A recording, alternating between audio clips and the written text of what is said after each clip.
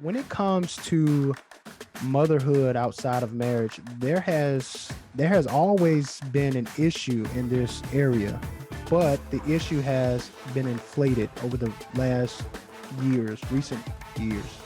So we want to just talk about first, what is the phrase out of wedlock? Like, you hear people talk about that all the time, they use it, but what does that actually mean, out of wedlock? You first want to look at wedlock, which pertains to marriage or matrimony. And when we look at that phrase out of wedlock, that speaks to a child born to parents who are not married. Right. I had, when I thought about this and this particular question, I had to remember, like, wait a minute, man, I was born out of wedlock. And so this is not something unique to, myself, but various people have been born out of wedlock. Various parents have, had children out of wedlock. And so it is a very prevalent, issue. The next thing that I want to talk about a little bit is, this idea of sex. Of course, when you talk to young people, which I do on a regular basis, you get their perspective on sex, and what is sex, and is it wrong to have sex before marriage and things of that nature. So we want to talk about that and discuss that really quick. Where does sex come from, first and foremost? Where does it come from? God, the great designer, the great creator. It comes from God. Simple as that. Yep. I mean, just as simple as that. We go back to Genesis, to creation.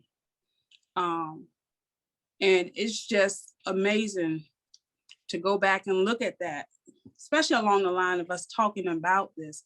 Genesis is, to me, something we're familiar with, very familiar with. We teach it to the little kids, the days that what God created, but even now we could go back and still be in awe of the great creator. Right. Amen. I was thinking about Genesis 1, 26 through 28. I just started at 28. And God blessed them, and God said to them, speaking of, the first man and woman that was created and brought together as husband and wife, he said to them, be fruitful and multiply and fill the earth. That again is the idea of, having sexual relation between, both individuals, between each other.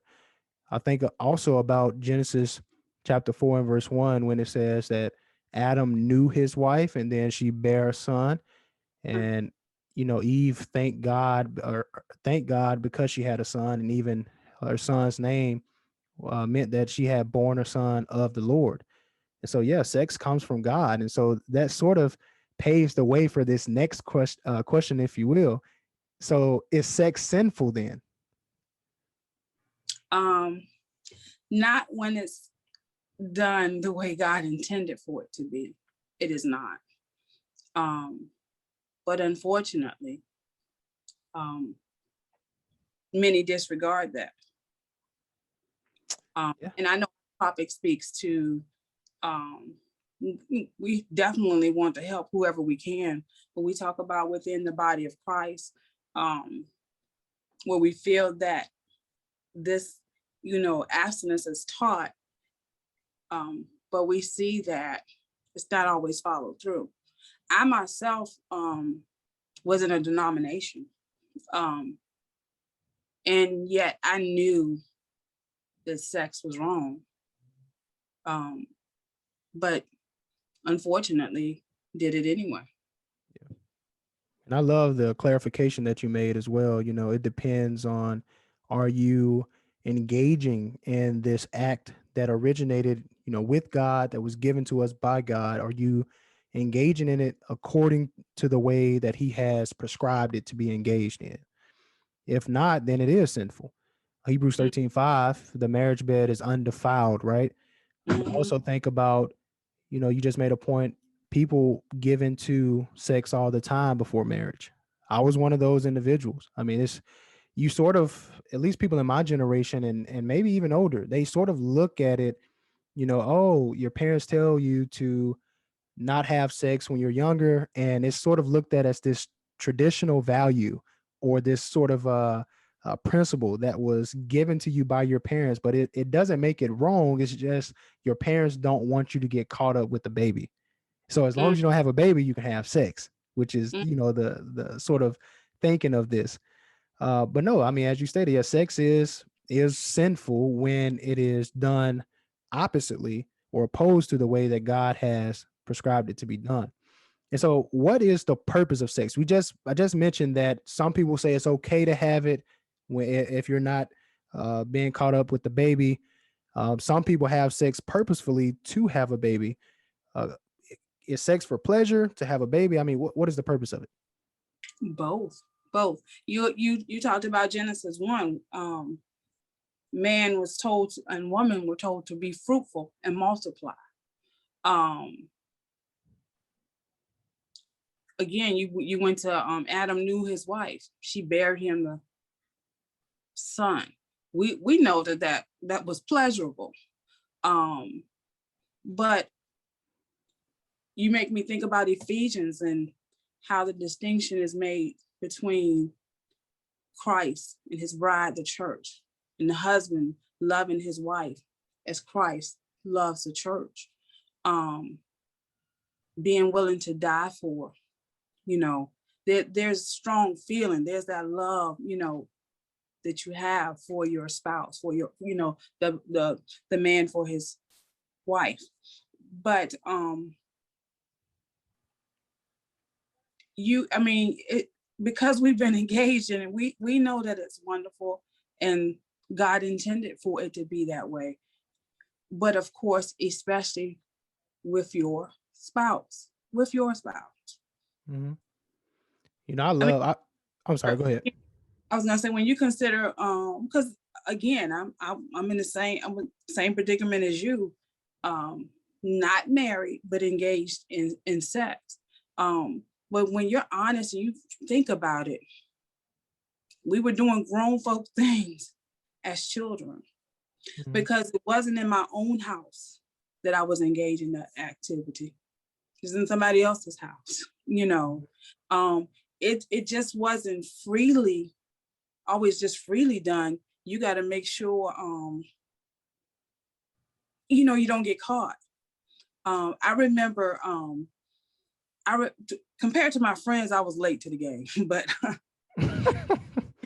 compared to my friends, I mean, just the things that they would say. They knew what time they got home. You got to come over right at this time. You got to be gone by this time because parents will be home at this time. And all this little stuff you have to do because you're doing something you have no business doing. You try, it's not the same when you marry. Right. It's not the And I think a simple way to even describe the part where is sex sinful. I mean, it is if you bring it outside of the marriage bond. That's when Mhm, sex is sinful. Going back to this idea of the purpose of sex, it's interesting. I read an article about this idea of the purpose of sex, and I'm just going to mention the main points that the author gives about this. And he gives 7 purposes for sex within the marriage bond, of course. So within the marriage bond, obviously, is the biblical right or correct way in which to engage in sex. Number one is protection. So you look at the issue in 1 Corinthians 7 and verse 2. mhm, There, I know the Bible clearly teaches, sex is designed for one man and one woman. And so it provides that protection between the two because you're sharing in this moment of intimacy with one partner, not with multiple people. Right. And so mhm, you don't have to worry about, having these multiple partners, perhaps contracting diseases and things of that nature, if you're keeping it within the marriage bond. Another reason, purpose that he gives for sex is procreation, which of course we mentioned Genesis 1:28, be fruitful and multiply. Um, Evidently a purpose of sex, right? To have kids. Number 3, pleasure. Proverbs 5:18 through 19, which is, a familiar verse to us. Let your fountain be blessed and rejoice in the wife of your youth. A uh-huh, lovely deer, a graceful doe. Let her breast fill you at all times with delight and be intoxicated always in her love. So another, purpose of sex is for pleasure, right? Oneness, Genesis 2:24, a man leave his father and mother and cling to his wife. So sex does provide this sense of unity between a husband and a wife. In fact, it's interesting when you think about that, because the only division from a family unit is, or the only reason to have a division in a family unit is to go and create another family unit, according to Genesis 224. The last thing for that he gives, or the last two things that he gives, is intimacy. Adam knew his wife Eve; she conceived. Obviously, it takes a great deal of intimacy with to have sex or engage in sex when married, and then comfort, to comfort one another when having sex when married. And so these are just some of the things that this author gave that I thought were scripturally accurate regarding the Mm, purposes of sex. But again, as you stated, there are still people who try to take what is only to be that is only to be had or to be taken advantage of when married. They try to take that out of the bounds of marriage and to do it prior to marriage. And so mhm. let's talk about that. What are the consequences, the effects of having children outside of wedlock before marriage? What effect does this have when married? Having children outside of wedlock, Mhm. what effect does it have on the individual, or just overall, or both? I guess both, really. In my mind, I think it would affect the individual and the entirety of the situation as a whole. So yeah, I get, yeah, both. I mean, because again, going back to our title, coach, this wasn't planned. Um, it's we, I know being a Christian now, my mind is sitting on God's design, God, the way God intended for the home to be. If you go outside of that, it's not the design that God had in mind to benefit man, to benefit that family. Um, when you consider Genesis again, um, and of course God in the creation, how He created everything and He created man. It's not, God didn't create man and He had to wait a few days to get something to eat. Everything that man needed was there. God provided that. When you look at Adam, he was put into the garden. He had a place to stay. He had food to eat. He had a job. Then he got his wife.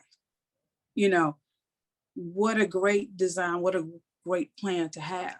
When we don't follow that, you can just run into so many problems, things you just don't even think about because as the mother, for me, the baby is going to be with me Mhm. in my mother's home, not my own home.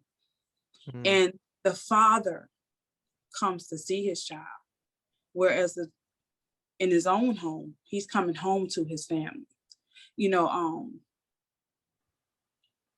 the hero is coming home to his family. Not so when it's done outside of marriage. Um, when it comes to decisions that are made, so many times it's going to be made by that mother, you know, and so often, many times that woman can put her foot down, um, and not consider what the father wants. Mhm. The difference would be you and I would talk in the sense of what my husband said, what my wife, but it's different.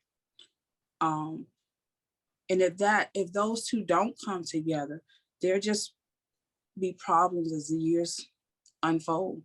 Um, I mean, there can be. I don't want to make it seem like it's um, by no means when a person has had sex outside of marriage and a child is conceived, doesn't mean you go and get married.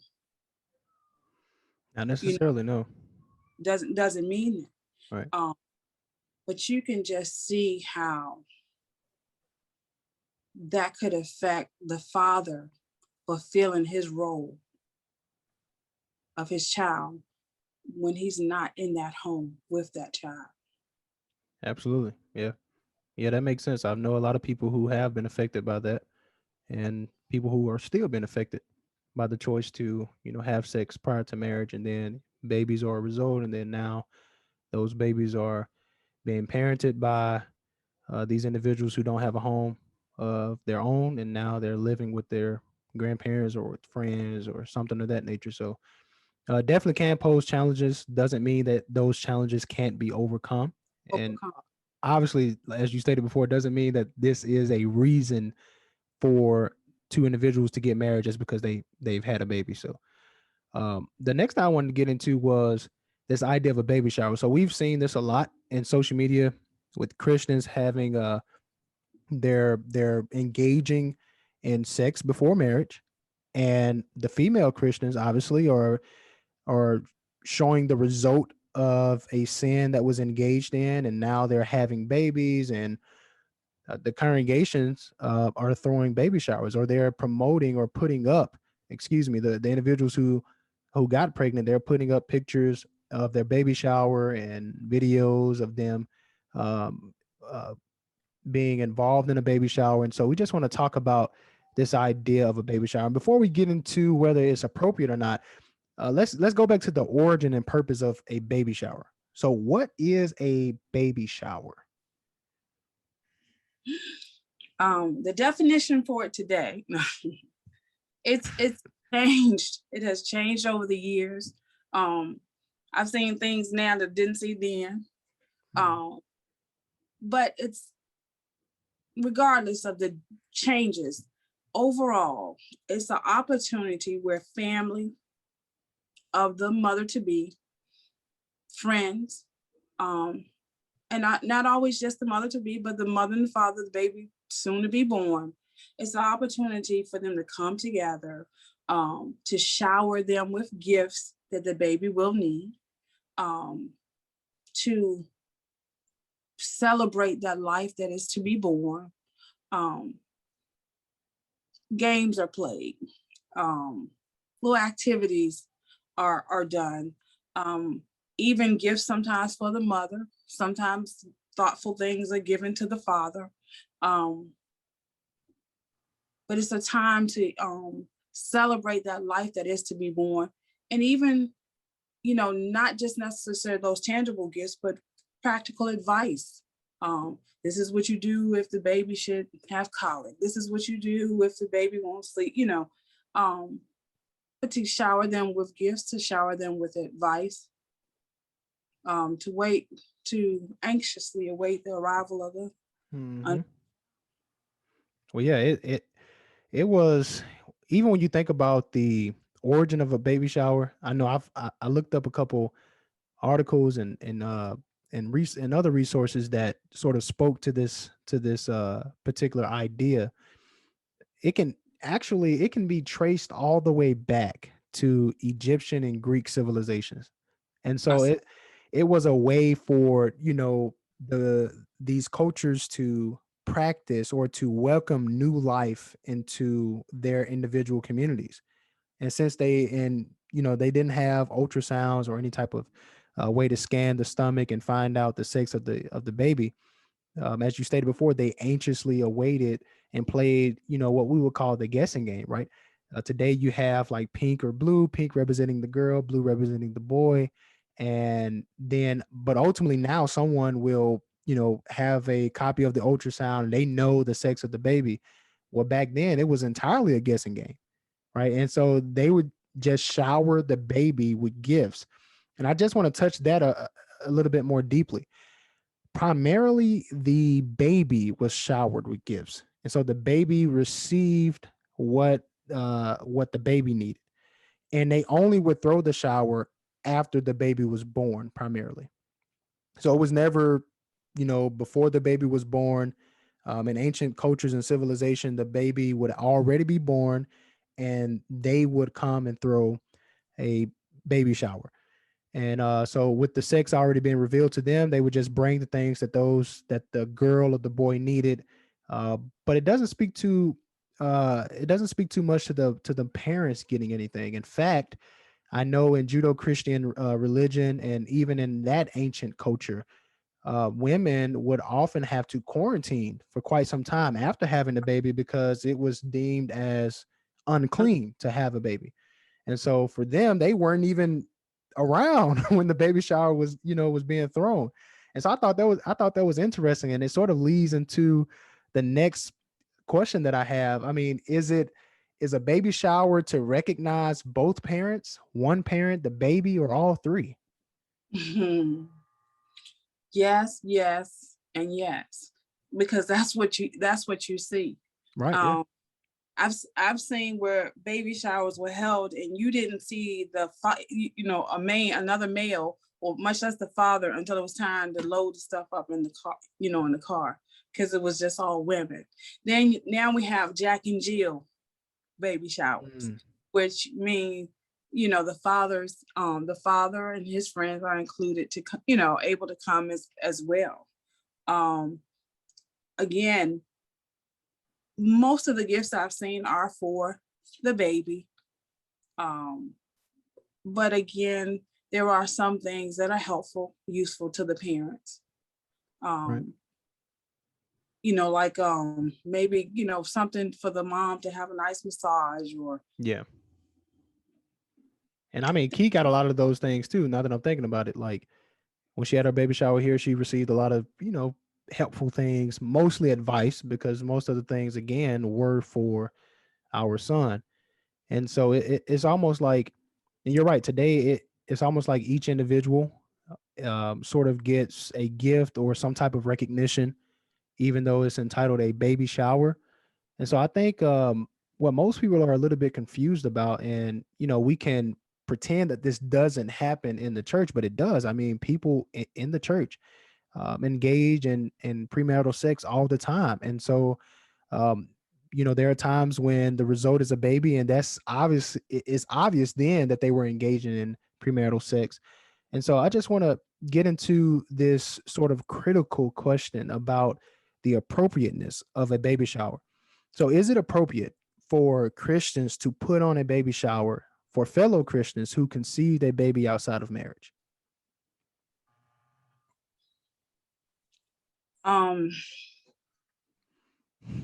I would be I would tell you I would be very uncomfortable doing that. I I'm I could tell you I'm not likely to do that. Mhm. Um I'm not going to be I wouldn't be the one to say we're going to have a baby shower for this person, you know, please put this in the announcements, please put this in the bulletin. I'm not doing that. Right, I'm not organizing it. Period. Um because I'm very uncomfortable with doing that. I just it makes me feel like I'm celebrating something that was wrong, something that is wrong. hmm Um,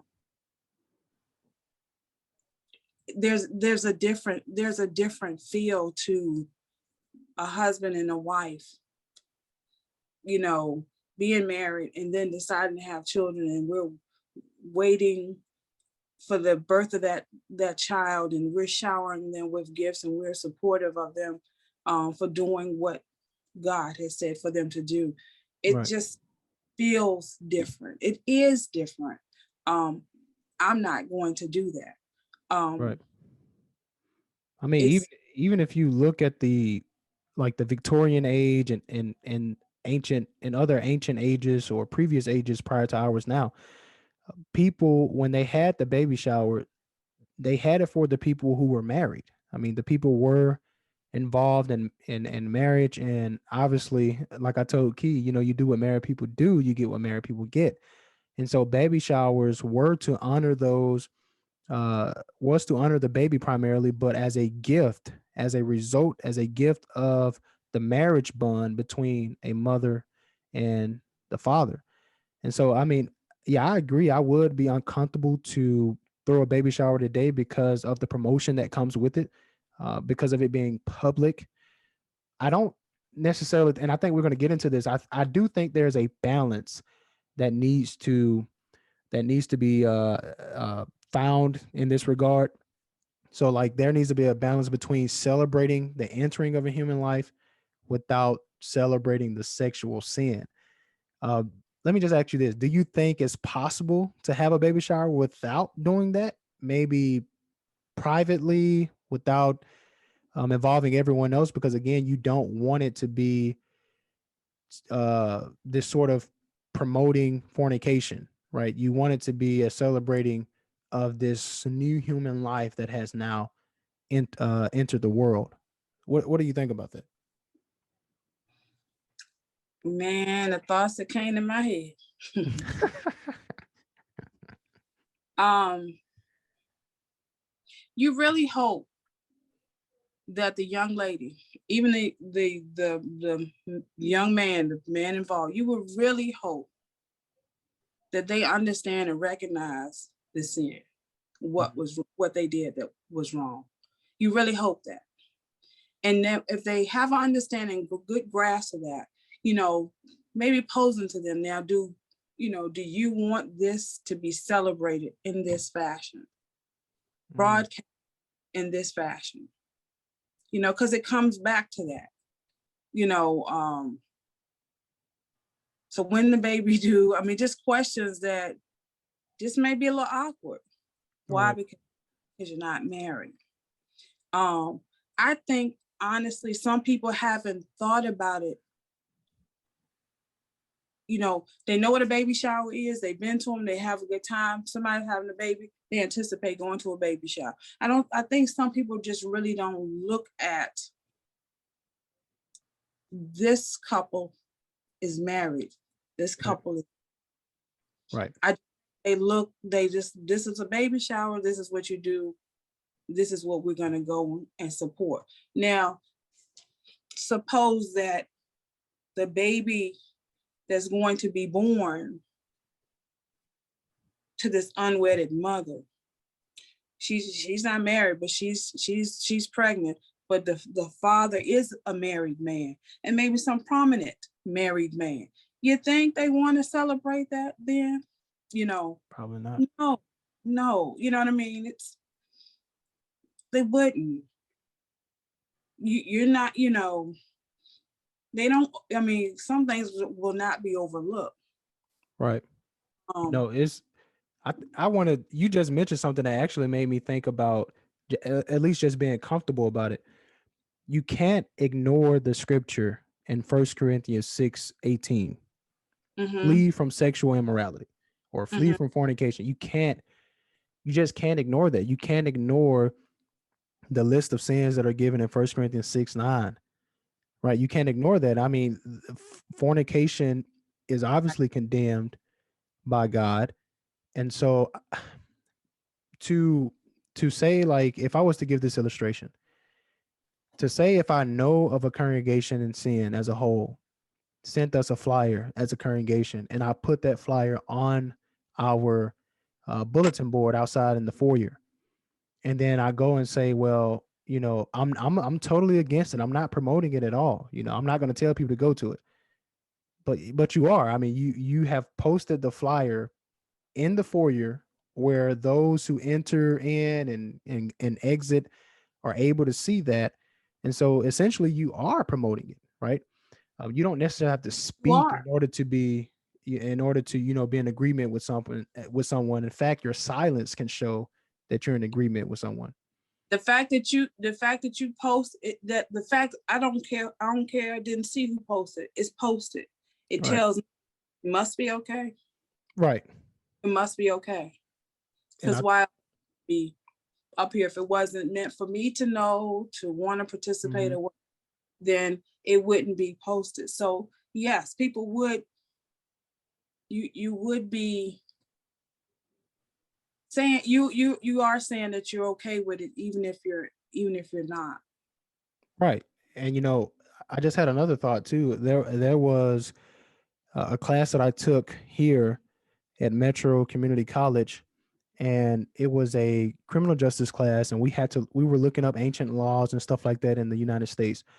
Of course, the interesting thing that we were discussing at the time were the Jim Crow laws. But even going a little Mm, bit past that, you have sodomy laws. I think everyone, you know, uh, remember that, or at least study that in their history books or classes. You had sodomy laws, but what most people sort of overlook, you not only had sodomy laws, you had laws against fornication, you had laws against premarital sex, and that Mm-hmm. blew my mind. I never knew there was such things as laws that prohibited premarital sex, but there were, and that was because, as most people believe, our country was more aligned to Christian values and principles and beliefs at that time. But I also think there, statistically speaking, there is a greater danger when having children outside of marriage than there is when having them within the marriage bond. Statistics show that children are well off with both parents involved in their lives, with both parents being around, rather than one parent. And it's just going back to the idea, obviously, that sexual relations belong only in the safe, holy, and beautiful sanctuary of a marriage covenant between one man and one woman. But this sort of leads to something else, really, in my mind. You don't want, as a Christian, we just stated that you and I wouldn't necessarily throw a baby shower from someone, but I have to say this: I don't think there's something wrong or anything wrong with giving the mother something, the necessities that the baby may need. In other words, without the celebration part of it, or the publicity part of it. So diapers, baby wipes, formulas, things of that nature, because I don't you're not necessarily promoting it in that way. I don't believe you're promoting it at all, but your focus is entirely different. Your focus is on that innocent child, which sort of brings to this point. You think about the effects of sin. Are the effects of sin sin? And what I mean by that is, when you think of a baby who was conceived via fornication, of course, which fornication is sin, uh, would that baby who was conceived out of wedlock be considered sin as a result? I don't I don't see the baby as sin. I see the baby as the and almost I'm careful not to say consequence of sin. Mhm. Um you sin and this is your consequence. You get a child, no. Because we know that not all fornication leads to the birth of a child. Mhm. Um I don't consider that child to be sin. Um but you just it is the evidence of what you've been doing. Right. Personally, um engage you know the you can't get pregnant the first time. Yes, you can. Yeah. You can. I remember um you could hide that. I could hide that. I mean, I'm not going to show right away. And I remember by the time I was leaving school, I was just starting to show, just wearing my first little bit of maternity clothes. And I remember that, but if you didn't know, you could still Right. know. But the people that probably knew me, I saw them kind of, trying to look, trying to, you know. But we went into the summer, and I came back big as a house, and couldn't even fit in the desk. Had to do homebound. But that was school. That was school. And the denomination I was in, I went up until I was, I was showing, then I didn't go anymore. Had my Mm. baby, you know, and came back when I wasn't in that pregnant state. But I Mhm. came, you know, with a child. Um, for me, there was shame, guilt, um, but it was obvious what you were doing Right. when my stomach is stuck out.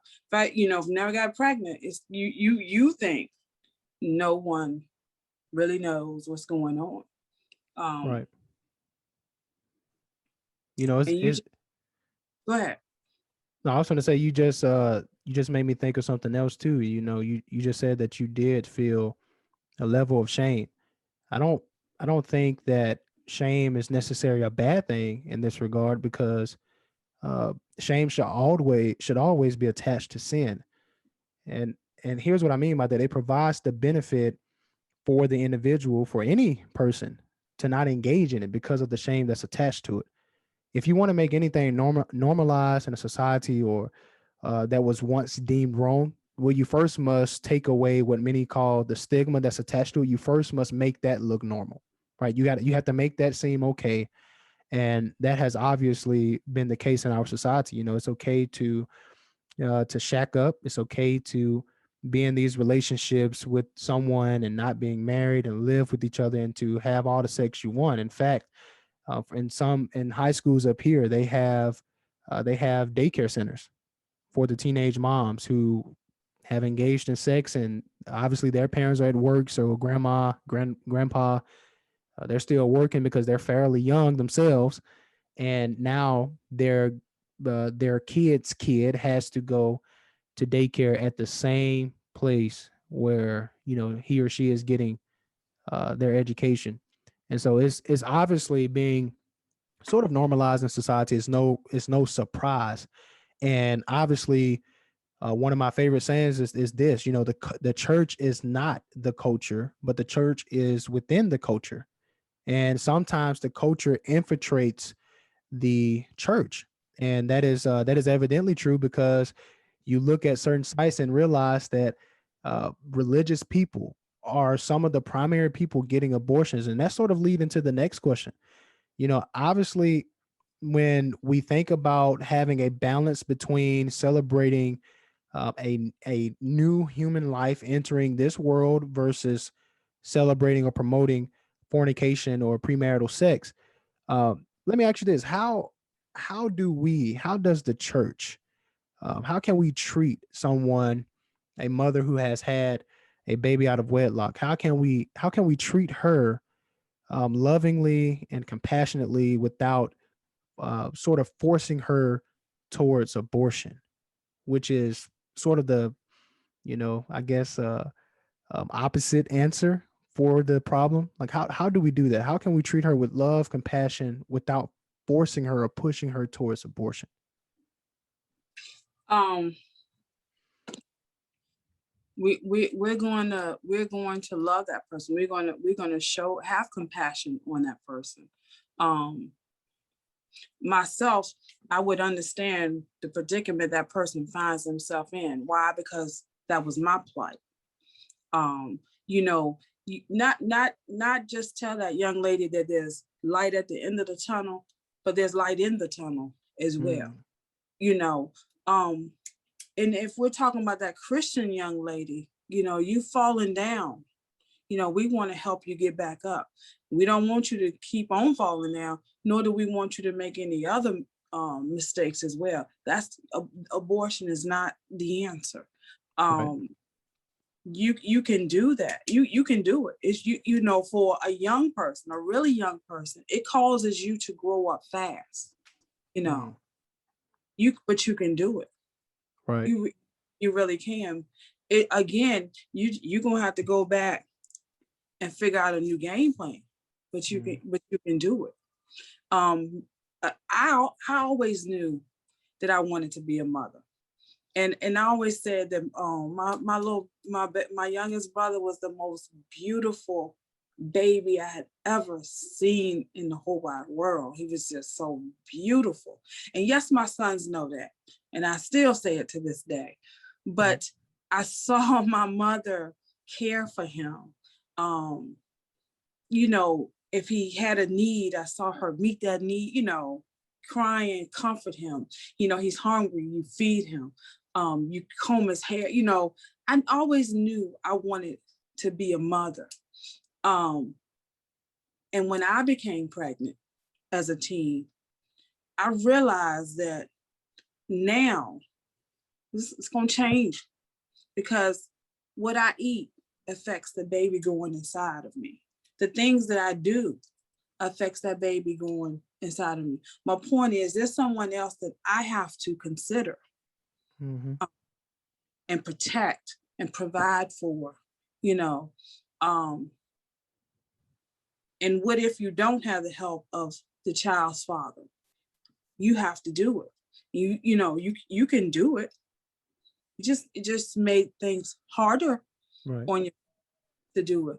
But that person who's willing to turn around, you know, willing to get it right and do it right, of course we're going to encourage that person, um, and help them. But it can be done. He just made it, made it a little harder. Absolutely. Yeah. It makes me think too. As far as a solution for this, when you consider this prevalent issue within the church, and young middle age women are becoming pregnant before marriage, again, we want to state this disclaimer: we don't hate the people. The idea is to hate the sin, right? And so, Right. even again, it's about finding that balance. You don't want to promote fornication, but you do always want to show the love that God shows to children in the Bible that we can read of. Children are a gift from God. Jesus Uh-huh. brought kids to sit on his lap and even invited us to be more like children, right? And so Exactly. we know that children are innocent human beings from God, a gift from him, and we want to treat them that way. Um, that leads me to this distinction that I think needs to be made that can help us when considering how we should treat the mother who has engaged in fornication, premarital sex, and now as a result of that, she has a child born out of wedlock. Ezekiel 18:20 states, "The soul who sins shall die. The son will not suffer for, or shall not suffer for the iniquity of the father, nor the father suffer for the iniquity of the son. The righteousness of the righteous shall be upon himself, and the wickedness of the wicked shall be upon himself." And so again, the idea is the sin is what's wrong, not the child. Okay. And the child is not sin, right? It doesn't take on the sin of his or her parents. The child is born out of innocence and is born as an innocent human being.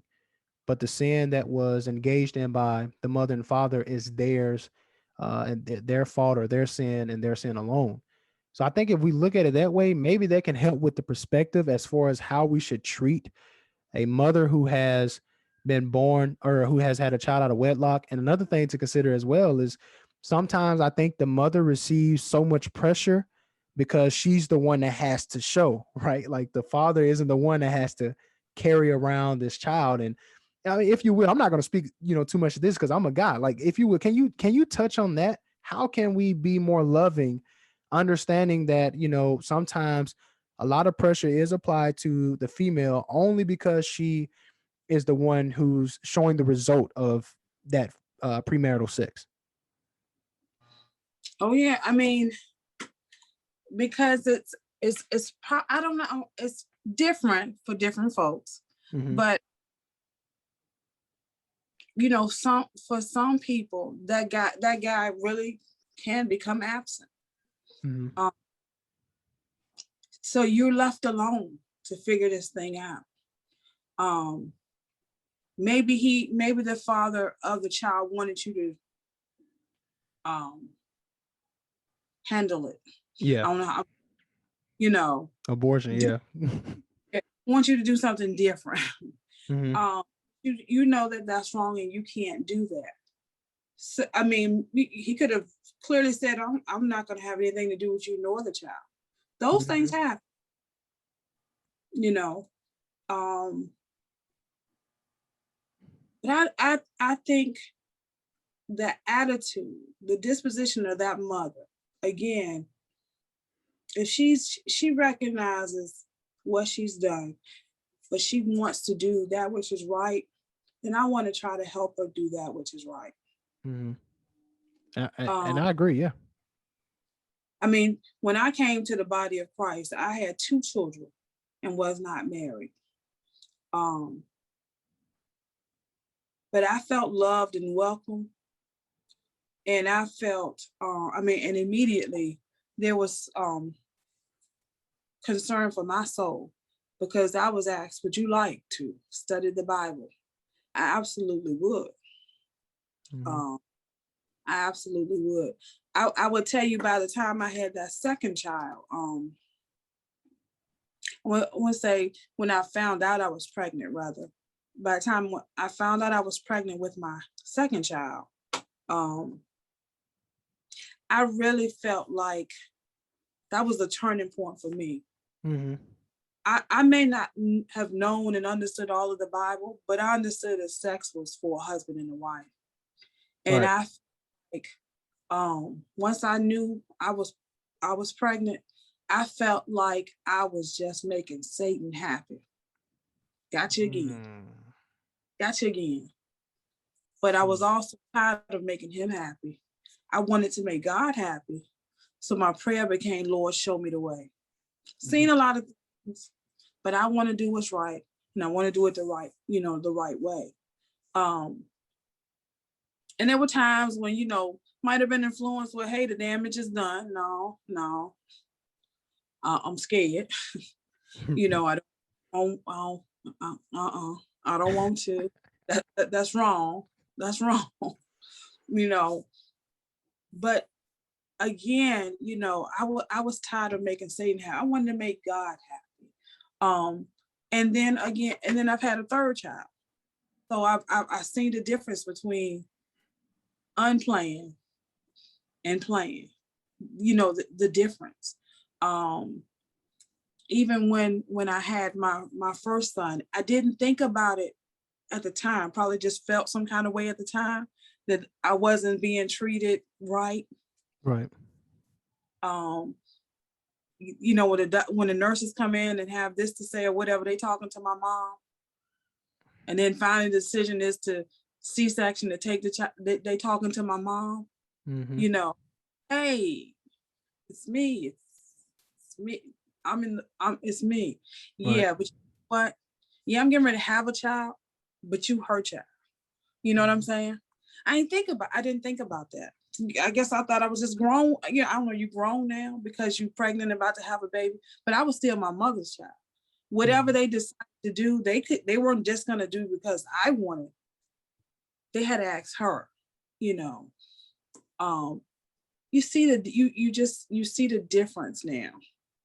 Um, as you get older. They're just things you run into. You didn't see them. You didn't give thought to them because you wasn't prepared. You Right. take the time to prepare, to know what's required. I mean, we're not going to get into all the things that Proverbs can tell, the advice it gives to fathers as it pertains parents to their children.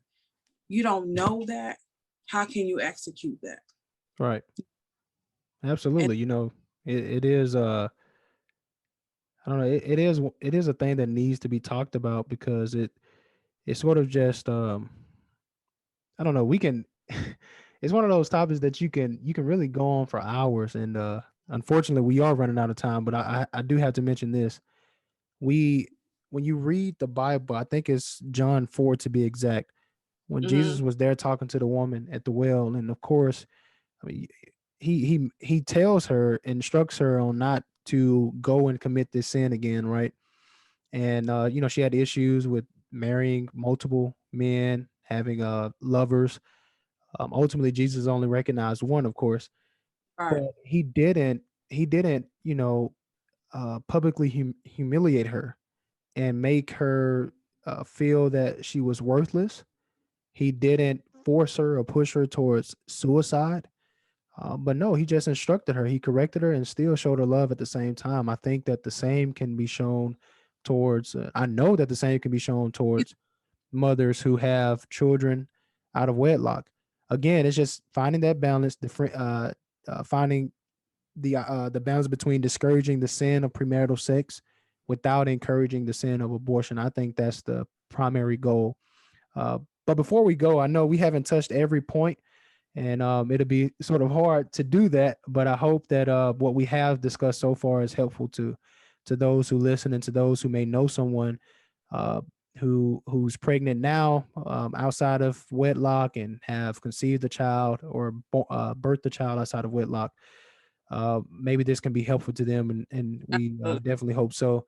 But before we go, I just want to give you space to, just some final thoughts, some final words of encouragement, practical wisdom that you could share with those teenage mothers or mothers who have conceived a child outside of wedlock. What would you say to them?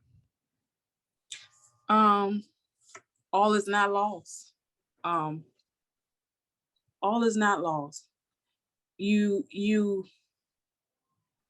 we've all sinned. I mean, of course, everyone. Right. We are members of the body of Christ. We've been washed and clean. You referred to 1 Corinthians 6. Mhm. I love that because it's a reminder, such were some of you. You and I may have put some of our things aside and we're doing walking and we're doing better now. But to look back, some people have stumbled, some people have fallen. We can help them up and help them to keep on that path to doing what is right. It's just that this is just one of those things that are so obvious because you see the pregnancy, you see her pregnant, and then you see the results, that baby. It's out there. But there are things that occur, sins that for some people may not be seen. There Right. may be fornication going on and you just not you haven't gotten pregnant or you haven't gotten someone pregnant. Right. There's going on in your mind um, that are wrong. We want to teach that we still want to teach young people. We still want to encourage young people to do what is right. There was a young teenage class that I'm sorry we didn't get to do this. But I wanted that teacher to take these young ladies out, restaurant or whatever. Hey, pick you up at this time. This is where we're going. This is what time we get back. And take and let's take them.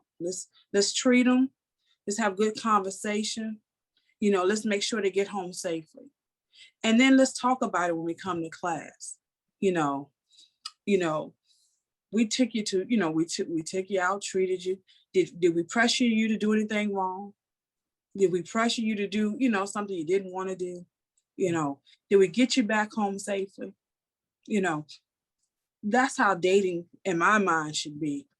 When you go out with a young man, you shouldn't be pressured into doing something you don't want to do. You should be safe and protected. You know, those things we just want to teach and encourage the children, young people, emerging adults. We want to encourage them to do what is right all the time, all the time. And even when you've done wrong, make up in your mind that I'm gonna get up, I'm gonna get back on that track, and I'm gonna keep running this race. You Right. know, um, you may have picked up some weight, you know, Mhm. but you can still, go let it make you stronger. But go ahead on and finish that race. We got to be careful. The scripture escapes my mind right now, but we know that we can't um, condemn others because we ourselves um, could be in that same predicament. We could be in Mhm. that same. I think of the thief on the cross for some reason, but the one said, hey, save us and save yourself and save us too. But the other one was like, don't you fear God? You know, we Mhm. up here, we're supposed to be, but he didn't. He was not, but there he was. Mhm. Um, and I'm just saying that have that fear of God. Um, have that fear of God, but no, God is rich in mercy. He delights in mercy, you Amen. know, and his mercies are new every morning. You just keep on, keep on running that race. We all in this together. Well, We already amen. we win. We already know God's people win. Stay in that race. Well, amen. Well, Sister Angela, I definitely appreciate your transparency. Obviously, when people get to see other people make mistakes, we learn from those mistakes. We are thankful for individuals who share their stories, their practical knowledge and experiential wisdom, so that we, as a younger generation and as a younger people, can do and strive to do better. So again, so thankful for you. So thankful that you accepted the invitation, and I look forward to hopefully seeing you in person here soon. So thank you again. Thank you, Daniel, for what you're doing. You're always encouraging young man, son in the faith. Mm, But I do appreciate all that you do, um, your love for the Lord and His people, and you keep on doing great things for the Lord. I Well, I love you. definitely appreciate it. Love you too. You take All care. right, thank you.